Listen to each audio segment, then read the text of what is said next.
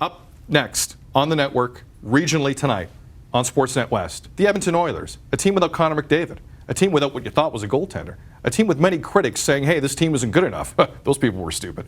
The Oilers have won 5 straight, and they've done it doing stuff like this. We'll see what the Edmonton Oilers are really made of against the Boston Bruins. Jordan Eberle scores. They defeat the Bruins in a shootout. Jordan Eberle, overtime winner. Purcell feeds it out front. Hall scores. Edmonton's won 3 in a row.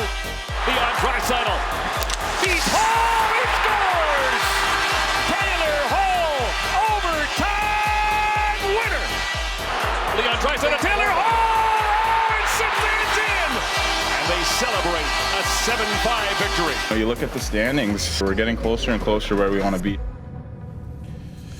So the Edmonton Oilers are looking to match their longest winning streak in 14 years. Up next, Louie DeBrusk is going to join us because he can't hear us right now. But when he can, he'll hear us. We're talking Oilers on Tim and Sid.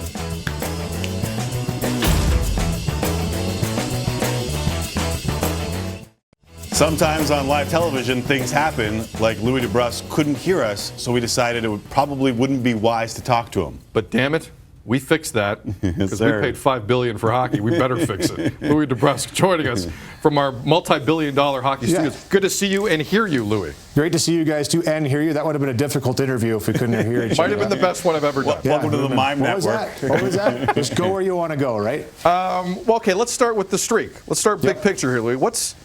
What's gone on here since the Bruins went into Rexall and got that win late? Because this is not the same team. You know what? It's the goaltending. You know, you have to start right from the back end and look at the goaltending and how Anders Nilsson has played for the team. He's given them a chance to win each and every night. And I think the team has really been empowered with him in the nets, and they've been able to play a little stronger in front of him, which allows his job to be a little easier. And then let's face it, they're getting great scoring, timely scoring from their forwards. They've got some real dynamic duos going right now. The top line, Draisaitl, Hall, and Purcell, is all world right now. They're just playing really fantastic, and they're a line that teams really have to adjust for now, and they have to watch out for. That's something they haven't had for a long time, and I think you're starting to see some depth throughout the lineup column as well, and that's always important to have that depth scoring. That's true, and I wasn't going to point to the depth, so I got to acknowledge that and then say I wondered aloud if Taylor Hall would step up in the absence of Connor McDavid, and man, has he stepped up. Him and as well as Leon Draisaitl, I think people are really surprised at how quickly he's been able to jump in there and really kind of handle the workload that's been put on top of him. Ryan Nugent-Hopkins and Draisaitl are the top 2 centermen on the team. And, you know, for Draisaitl coming in, he played wing to start the year. He did great there in that line with Nugent-Hopkins and Hall.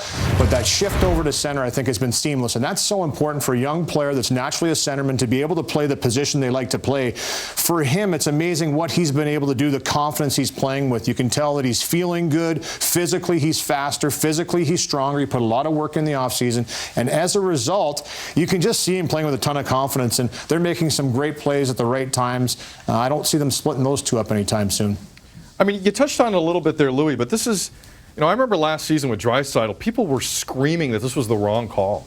Like he wasn't ready. You're ruining the kid. He's not big enough. Yeah. And it speaks to his character that he's come back in this way, despite how rough that was a year ago, and not missed a beat.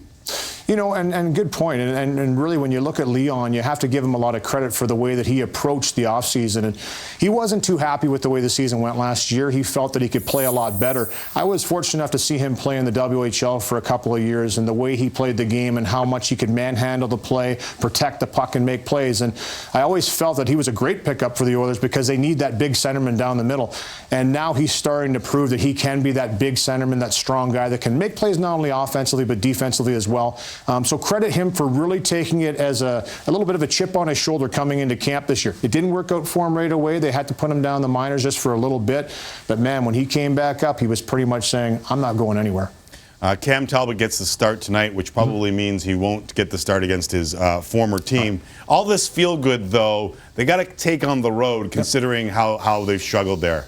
don't they? Absolutely, no question. If you want to be considered a good team in the National Hockey League, you can't just win at home. You have to find a way to win on the road. They haven't been able to do that too often this year, so this is another great challenge for them. 4 games on the road here coming up against some very good teams. The schedule's not too overwhelming for them. It's an Eastern trip.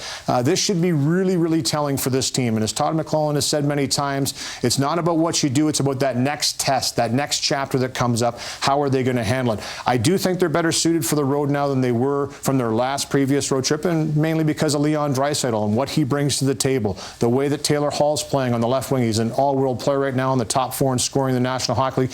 You have to definitely change your game plan up against that line, which is going to make teams adjust a little bit differently in game and should give the likes of Ryan Nugent-Hopkins, Jordan Eberle, and the second line a little bit more leeway out there on the ice. Yeah. Louie, because of the way the team's been playing, obviously the focus has been centered on that because just we haven't seen it a lot in that market.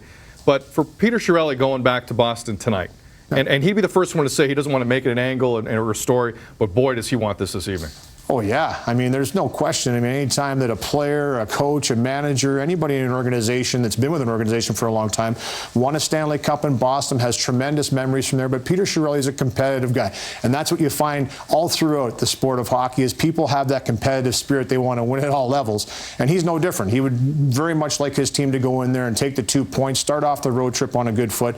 And, yeah, there's definitely going to be some conversations. And, you know, like Peter has always done, he's not really a guy that wants to be in the forefront, make a big deal out of it. He wants his team just to put their best foot forward, and he's trying to build a winner here, and he's doing it one step at a time. Louie, we are glad that the audio worked and that you could hear us because it was a much better interview for it. Thank you for doing this. Thanks, guys. There is Louie DeBrusk. He will be part of the coverage tonight.